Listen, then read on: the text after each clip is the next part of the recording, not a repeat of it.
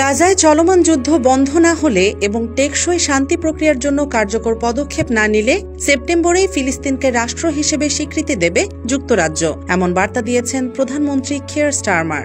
৩০ জুলাই জরুরি মন্ত্রিসভা বৈঠক শেষে এক বিবৃতিতে এই সিদ্ধান্ত জানানো হয়। বিবৃতিতে বলা হয়, সেপ্টেম্বরে জাতিসংঘ সাধারণ অধিবেশনের আগেই এই স্বীকৃতি দেয়া হতে পারে, তবে এর শর্ত হল ইসরায়েলকে যুদ্ধ বন্ধ করতে হবে, পশ্চিম তীর দখলের পরিকল্পনা বাদ দিতে হবে এবং দ্বিরাষ্ট্র সমাধানে অগ্রসর হতে হবে।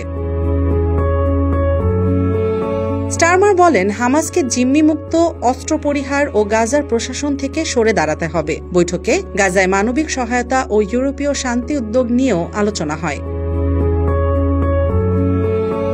বিশেষজ্ঞদের মতে এই সিদ্ধান্ত যুক্তরাজ্যের নীতিগত অবস্থানে বড় পরিবর্তনের ইঙ্গিত দিচ্ছে। ইসরায়েল একে হামাসকে পুরস্কার ও কূটনৈতিক প্রচেষ্টা ব্যাহত করার অভিযোগ বলে মন্তব্য করেছে। Desk report, Bangladesh guardian.